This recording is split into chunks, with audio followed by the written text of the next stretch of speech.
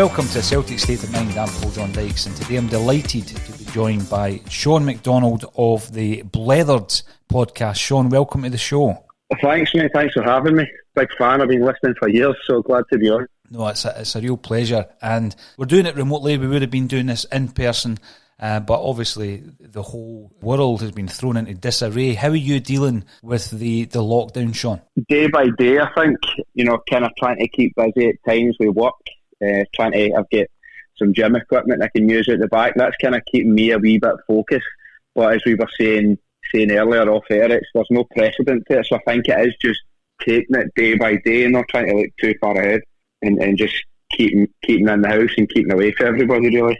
It definitely is. And what I've been thinking a lot about over the last couple of weeks in isolation is the importance really of alternative media.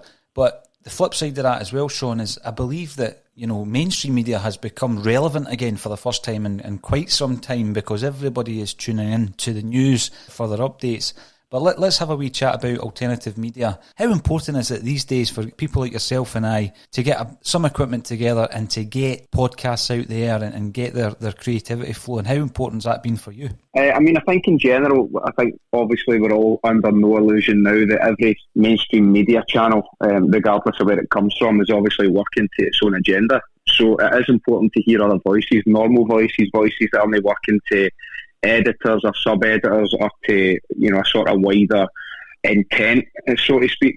But I think it's also, it's more relevant, especially if we're going to talk about in terms of Celtic alternative media. Obviously, club media is going to be pretty biased. You're not going to get any sort of real level of objectivity. And it is important to hear these voices, and it also challenges, I suppose, the mainstream media to be better.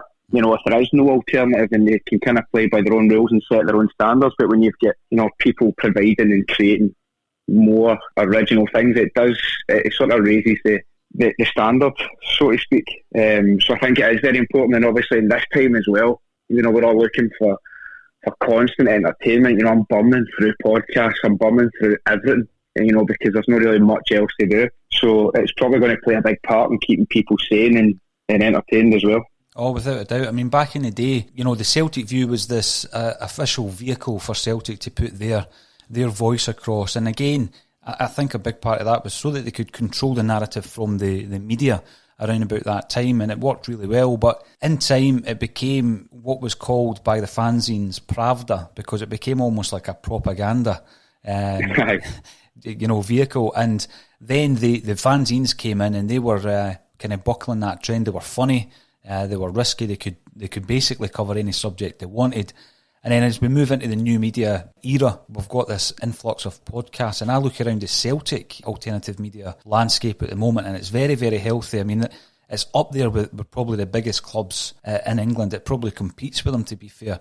I mean, how impressed are you with the Celtic guys out there doing some incredible work on a daily and weekly basis? Oh, unbelievably so. I mean, I'm a massive fan of 20 Minute Tim's. Really enjoy Celtic State of Mind, even in the sort of earlier days of Celtic Underground, and hearing these interviews. So I think St Anthony, who would be doing Celtic Underground, they're constantly speaking to people. For example, while I might not agree with every single thing he says, hearing John Fallon speaking so candidly and frankly, it's just something that you would never ever hear for, obviously, coming out the club in a million years. There's various other ones. I even really enjoyed the Desert Island Tims. I discovered that quite a few years ago, and I bummed through all of those. And I think it is, as you say, the humour and the creativity and the originality. But even that, I love fewer ones with Brian McClare, and they just speak a lot more openly than they would, obviously, if they're speaking to the club, because they're not towing the party line. I've been really, really impressed. But then again, for me, everything that's connected to Celtic fans, there always is an element of originality and brilliance. When you look at, the well-known Celtic fans, we've got Billy Connolly, straight off the top of my head. Our pals across the city, I don't think have got that originality. And there's I can't remember the phrase, but there's something that was said that humour and creativity is born out of a need to express against, a form of oppression. I don't mean to take it too deep, but when you're not the establishment, then you sort of have to push back a lot more. And I think that does shine through in the Celtic media that we've got. I totally agree with you. I mean, some of the guests we've had on the Celtic State of Mind, Sean, are just unbelievable, from comedy to literature, film, music. And I've always thought there definitely is an intrinsic link between that creativity and Celtic fans, the fan base at Celtic.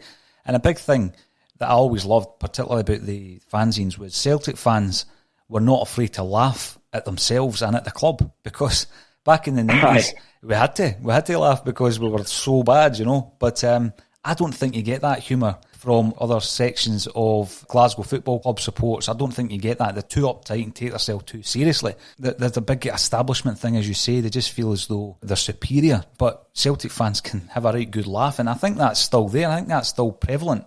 And we're really, really well served with the Celtic alternative media guys, and I've actually got an idea that we should maybe do something once this all settles down where there's a crossover. I think that would be quite funny to actually have some of the 20-minute Tim's guys on a Celtic State of Mind. I mean, for me, that'd be a good coming together of minds. That actually would be quite enjoyable. So hopefully we'll do something along those lines. You know what I mean, Sean? I think that would be absolutely excellent, because you've obviously both got your distinct styles in terms of presenting and the way that you speak and put yourselves across and create the shows, but there is obviously that shared objective and that shared element of bringing that form of media. I think that would be excellent, so I'm going to push for you to make that happen now.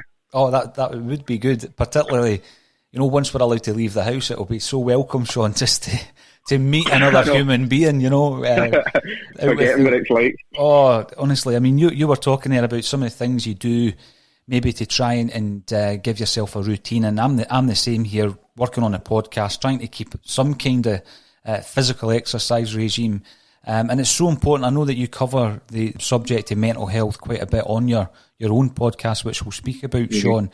What are some of the challenges that you think that a lot of people, not only those who are already suffering from mental health issues, but just, the normal person who's been thrown into this mire of uncertainty, what kind of things would you suggest, from your end, could be done to maybe help them through it? I actually said yesterday one thing that I would recommend is there's a book by a guy called Eckhart Tolle, and it's called The Power of Now, which basically, I mean, I'm trying to paraphrase a really deep, profound and extensive piece of writing in one sentence, but I will attempt it. And it's basically just on the focus of, don't be looking too far ahead into the future, because you don't really know what's coming and technically it doesn't exist. Don't be looking too far back into the past or focusing on living there, because that also doesn't exist. So all you've got really is the here and now. So it's a cliche, but you have to really take each day at a time. And if you're breaking into one day, if you're to look and say, right, I've got 3 months to fill up or to occupy, that's really daunting and it seems insurmountable. But if you break that down and it's just one day, so all you have to do is focus, wake up that day, right, what are you going to do? Something that's going to benefit you, if you can, maybe a bit of exercise. Enjoy the time, I don't think we're ever going to get, unless this pandemic strikes again, we're never really going to get another opportunity to sit in your arse and watch still game or old Celtic games, guilt-free, and nobody can say anything to you. And, you can sit on the couch, so do that. I would say just accept it. So, sorry, I'm kind of running away from myself here, so I'd say a day at a time, just accept it, be sort of guilt-free about it. And I suppose keeping in contact with others, because the isolation is going to be quite difficult, especially if people aren't used to it. And I suppose it is the unknown. We don't know what's coming. That can be quite daunting for people, but it will pass. We will come out the other side of it, and hopefully, we'll all be a lot better served for it, and we'll take less things for granted. That's what I'm hoping for myself anyway. Without a doubt, and as you said there, try and look for some kind of opportunities, some kind of positive opportunities. A lot of the things that I'm doing now, I would certainly not have the time to do them, Sean, and that's down to the fact that we're all in isolation. So it's a book that I'm going to have to check out, and again, because I may well have the opportunity to do that. So thanks for the recommendation there. I hope you enjoy it. Yeah, you mentioned, the creativity among Celtic fans. I also think, looking at some of the guests we've had on a Celtic State of Mind of the same kind of era, contemporaries, if you like, yourself. We've had Chris McQueen on, Paul Dockery's been on. There seems to be a real kind of hub, creativity around about your area yourself, Sean. When did you decide it was time to set up your own podcast and get your own voice out there and actually bring people together and then do your own interview and get it out? Because it's been a huge success since you launched that. It's been going well, and I've really, really enjoyed it. I suppose the idea came around about October 2018, because just out of the blue, one of my pals said I should do it, and I dismissed it, even though I would describe myself as a voracious consumer of podcasts. It's probably my most consumed media.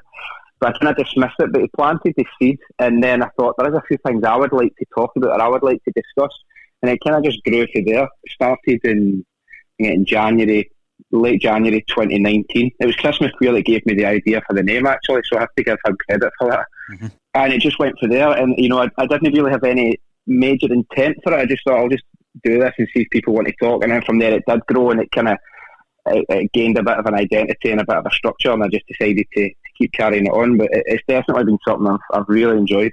I'm just looking through some of the incredible guests you've had on there, and it always intrigues me because I love the interview process myself, Sean. That everything I've ever done has been kind of built around interviews, from the books to documentary, and then obviously the podcast.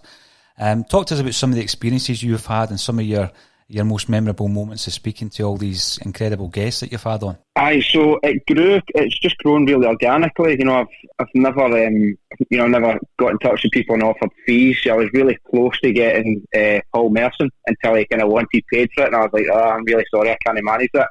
So I think the way that it's grown organically and the way that the introductions have been made naturally have really helped benefit. The way that it's done and the sort of the rapport I'm able to build up. Like, I suppose one of the biggest was Jim White. He was excellent. We got introduced, and he was really lovely about it, and invited me down to his place in London.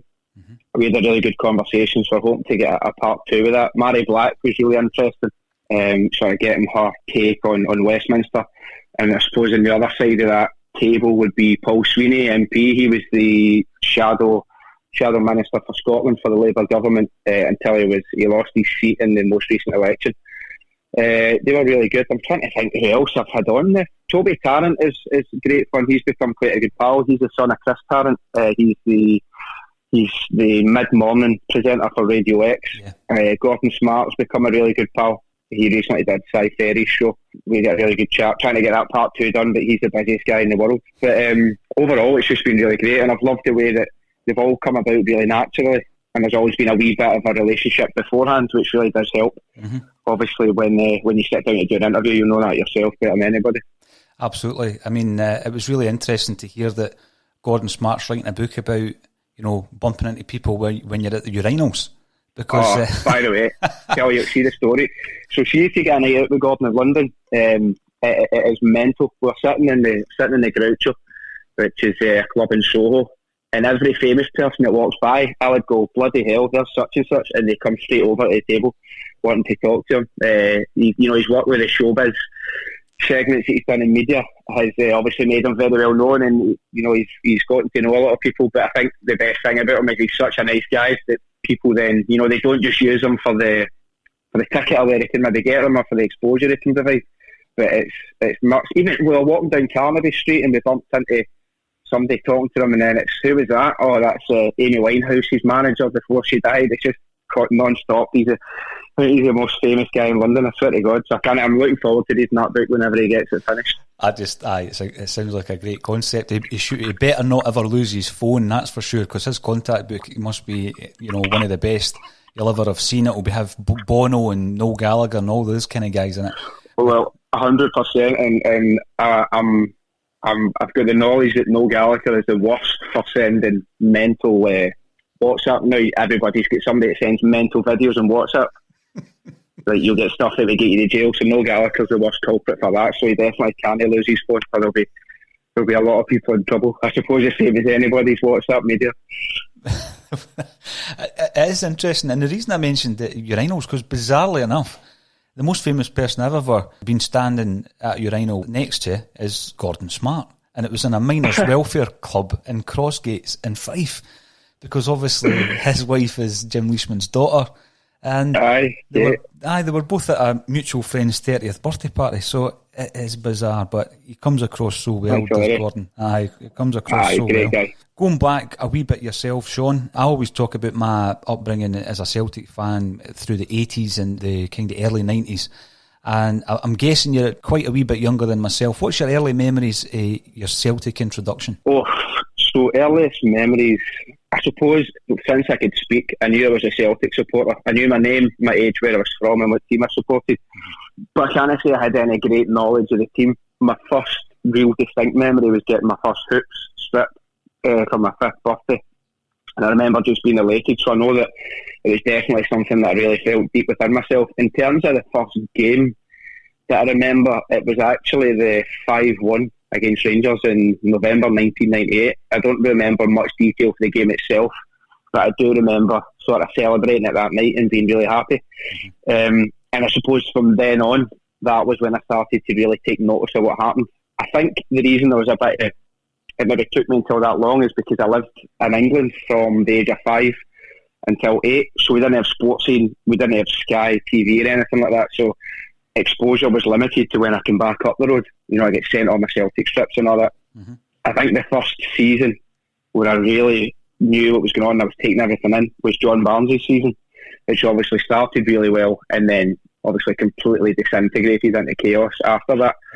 And then from there on, though, I was really lucky because my next season was the treble under Martin O'Neill, at which point I remember thinking, we must just beat Rangers 6-2 all the time and win the league by 15 points. Didn't quite turn out to be that way every year. But it was definitely a golden period in which I was really inducted, if you want to call it, into the watching Celtic. Great memories, Sean. I had a discussion with Stevie from St Roch's a couple of weeks ago, and we were talking about the greatest Celtic manager of our lifetime, and he mentioned O'Neill, and it was right down to the fact that when you look at the percentage of trophies, and in particular the league championships that we've won since O'Neill came in, that period of domination really did start again with Martin O'Neill. And I do actually remember, though, the John Barnes thing, like you say, that there was a real optimism to begin with. And, you know, we're beating Aberdeen 7-0 and all this kind of stuff. Yeah.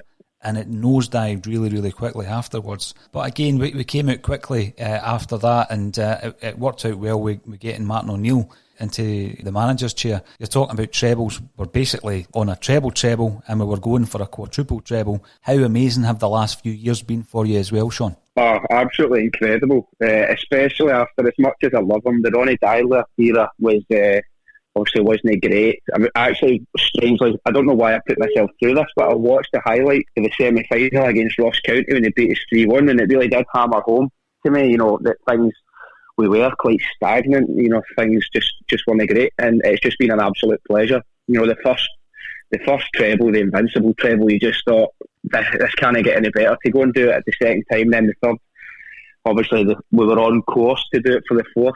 I think we would have, and I still hope that we do. I still hope we get to play it out. But it's just been absolutely incredible, and just not taking it for granted. I know there is the accusation, which I do understand sometimes, that the younger generation will take this a bit for granted, but I can remember, you know, highs and lows over the last 20 years, and it's just been incredible. And I think in years to come, if things maybe go back to quote-unquote normal, then we'll really look back and realise how special it was just to be taking everything in sight. Oh, absolutely. You're right.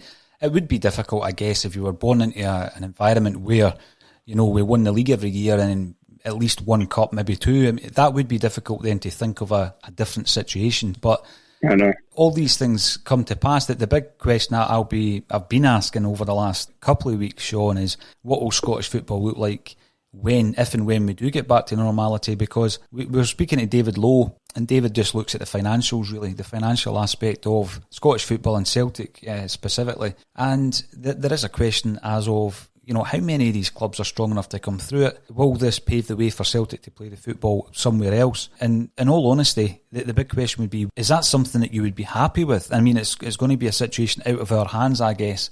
There's going to be a lot of clubs going to the wall and people losing their jobs, which is, you know, really, the ground level, that's the saddest thing, people losing their jobs. But if, for example, there is a situation where Celtic and the size of the club that they have built themselves to be over the period since McCann took over on a business level, would there be an opportunity, do you see, Sean, for Celtic to play their football elsewhere? I think there could be an opportunity, because obviously clubs are going to have self-preservation or self-promotion as their main, you know, modus operandi in terms of how they're, you know, making these decisions. I'm a real traditionalist, and I think when you look back at, you know, games like when we won the league against Motherwell at Firth Park, was it 60?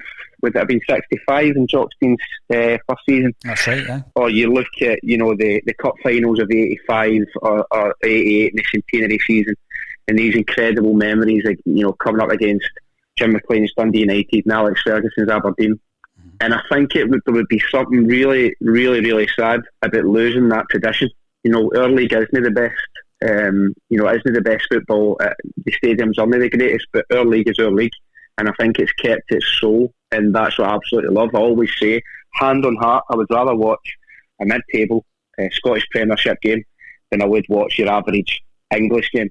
And I'm not trying to be sort of deliberately disparaging towards the English game or talking rubbish and saying, no, I would rather watch Kilmarnock against Motherwell than I would Man U, Man City. That's not always the case, but for the most part I would, because it's our game, and it really has kept its soul, because it's people are coming here for the glitz and the glamour, put it that way. And I just think there would be something really, really sad about that if those fixtures were no more and if they were consigned to the history books. Obviously, from a football perspective, from a boozy away weekend or away day perspective, it would be really exciting to be coming up against European clubs, and we could see a real influx or injection of finance, which could in turn see is able to improve the playing personnel. Mm-hmm. But I don't think it always completely comes down to the football, because or the game that's played on the park, or the team that we've got in the park, because as we know, Celtic is so much more than that. And just to keep repeating my point, I would be really, really gutted if that was the end of those fixtures and they were just historical things that we look back on. Mm-hmm. It could well go the other way, whereby it's a great leveller, and the big leagues who have basically, the gap has got wider and wider and wider, that shortens, because it's going to. There's mm-hmm. clubs in the top division in England at the moment talking about they're going to struggle beyond August if this situation doesn't resolve itself. And I look back on English football during the 80s, Sean. Basically, English football was great because you had a real core of Scottish players that went down there, and you would follow them, even the likes of Strachan going down to Man United and mm-hmm. that kind of thing. And you would read about these clubs in the Shoot magazine and in Match magazine and that type of thing. And Panini stickers were big back then, and you would know all about the English game. When the Sky TV money came in the early 90s, it was exciting. The influx of people like Georgie Kincladze, Tony Yeboah, Eric Cantona, it was great. But then it just got too big, and it just, it disappeared into the distance. And I think you used the correct term there. It lost its soul. You didn't care about it anymore, the English game. I don't watch English football, and I kind of gave up on it some time ago. But I care. I really do care about Scottish football. So I think the best possible outcome would be that things level out and the big, let's say 5 or 6 leagues aren't as far away as they were becoming. And then the obnoxious kind of money that people were being paid as well, Sean, comes down to a more realistic level. I think that's important. Aye. Because it did get to the point where Celtic, there's no way. I mean, that's where you look at the Lazio games this season. I was going to say last season there, but this season, the 2 Lazio games, what an incredible achievement that was, because we really did go toe-to-toe with a team that, if we hadn't beaten them a couple of times, they would have progressed in that tournament further, So I think mm-hmm. my next question would be the Neil Lennon effect. I spoke to Danny McGrain recently, and Danny has coached Celtic from Wim Jansen right up to today. And I was asking him about, the differences between the coaches and the managers. And, he didn't rate one of them, but I won't say who it was. But he was comparing Brendan Rodgers to Neil Lennon, and he thought they were both excellent coaches. He says, but the problem is Neil Lennon's not as fashionable, as charismatic and all of these things, maybe in front of a camera, than Brendan Rodgers, but he's as good a coach as Brendan Rodgers. And mm-hmm. I thought, coming from Danny McGrain, who's now been coaching for 23 years at Celtic Park, I thought, I've got to take that. I'm in agreement. I'm a massive Lenny fan. What kind of change have you seen since his first tenure? You were talking about Ronnie Dyler. Just before Ronnie took over, there's Neil Lennon, and comparing him to now, what do you think the differences are? I think in terms of his temperament, he's definitely more measured. I called him when he was appointed. I said for the second time, officially after the cup final, I was saying that his emotional volatility and his lack of sometimes being able to control that temperament could really come back to bite us at a time when it really is pivotal. There can't be too much emotion appointed to the fact that when Fergus McCann was when he appointed Wim Jansen, they insisted it wasn't to be a British coach because they couldn't have any awareness or pressures of what it all meant. And I kind of had a similar concern when Neil was being appointed, but I think he's he's proven me wrong, and I'm absolutely delighted to be proven wrong. He seems to have mellowed, which I suppose does happen with age. He's obviously a fiery character, and as much as you don't want him to lose that, you want that to be tempered, to be controlled a bit. In terms of the football, I think we're playing even better football. We always did play attacking football under him that first time, but it's so free flowing. I like that he's adapting his system.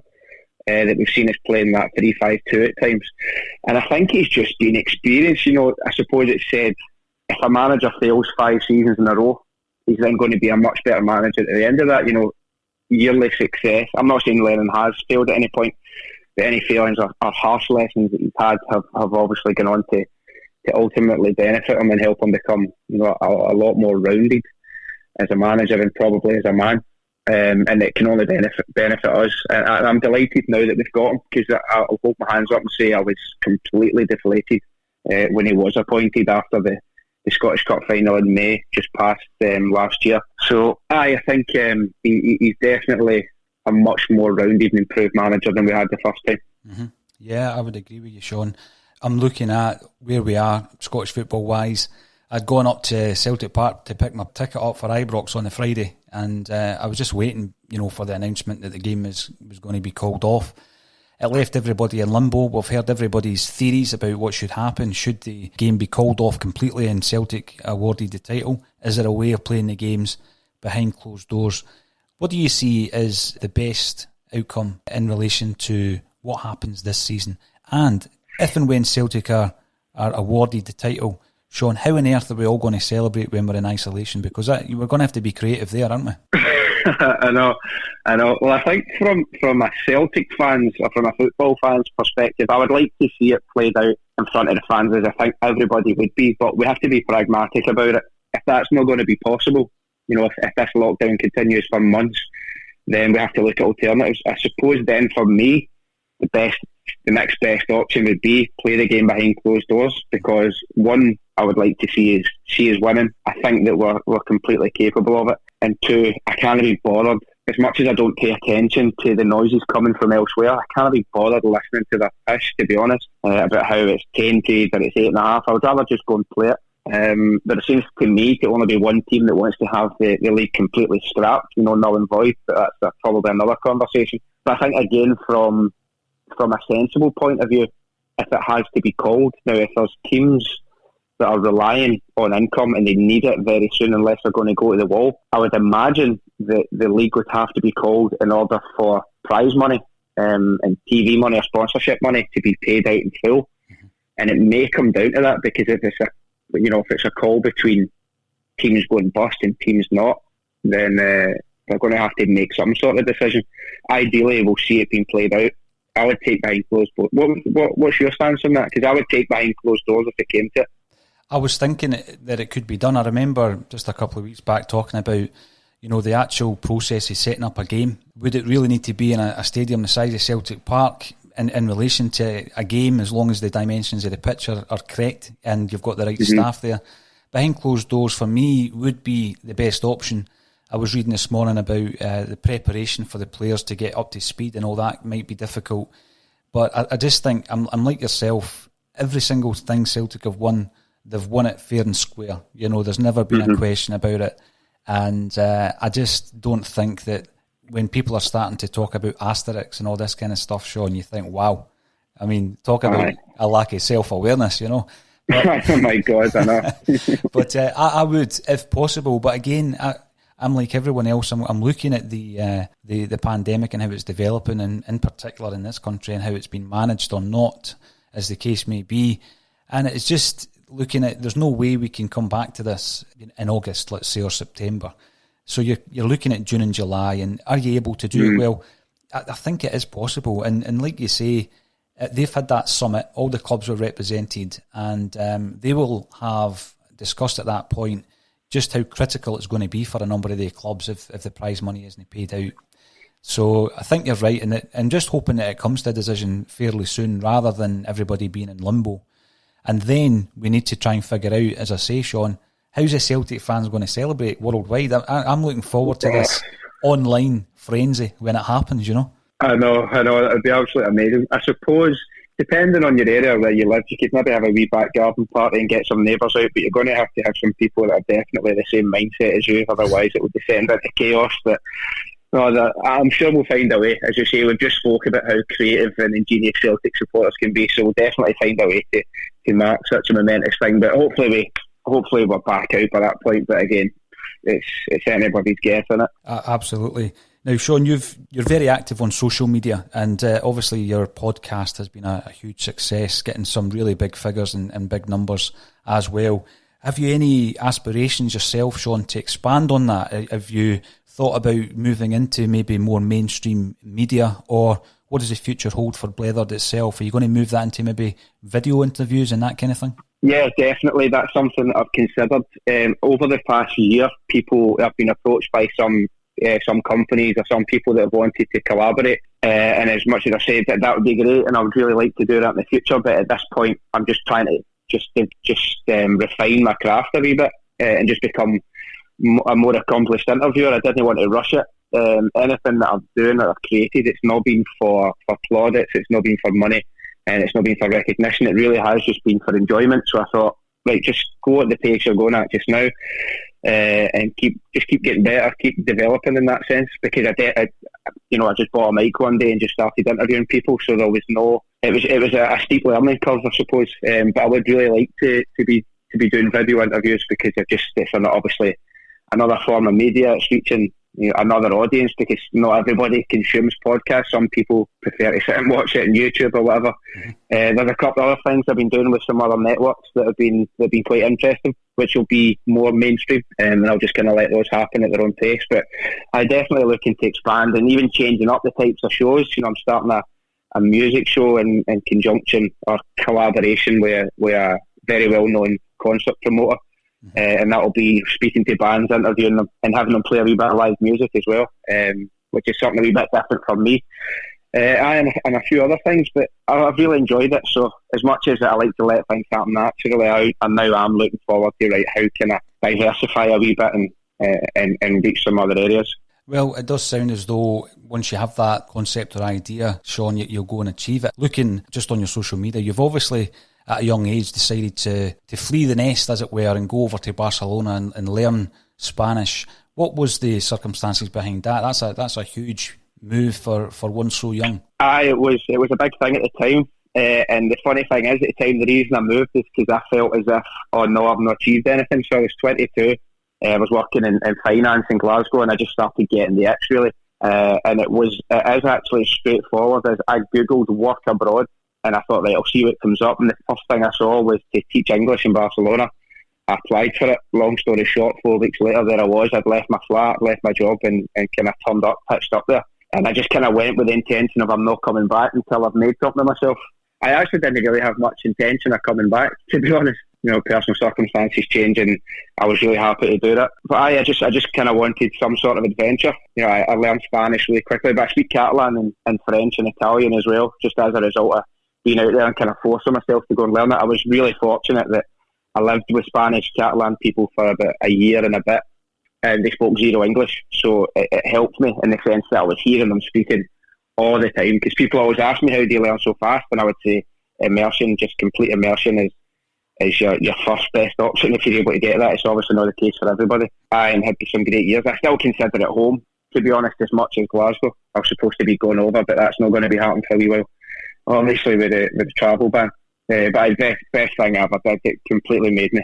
It's brilliant, and as I say, I take my hat off to you, Sean, because I'm a home bird. I'm still sitting in the town in which I was born, so there you go, recording my podcast. However, it's been an absolute pleasure to speak to you about Blethered. If anyone out there who hasn't heard Sean in action, please check him out on his podcast Blethered, which has been massively successful and has had quite a lot of the guests that we've spoken about today. Another one that interested me actually was Edith Bowman, because I'm sure she's a fellow Fifer. I think she's from Anstruther. She is, from Anstruther. Edith was lovely. We had a good laugh recording in Glasgow. That was great. No, I forgot Edith. I should have mentioned her. She's probably one of the biggest names. No, she was lovely. Listen, Sean, you take care until the next time, and hopefully once we're allowed we can maybe meet up and do this again. Definitely, I hope so, Paul. Thanks a lot, mate. No bother, you take care. Cheers then. Cheers, mate. Bye. Thanks, Sean. Thank you.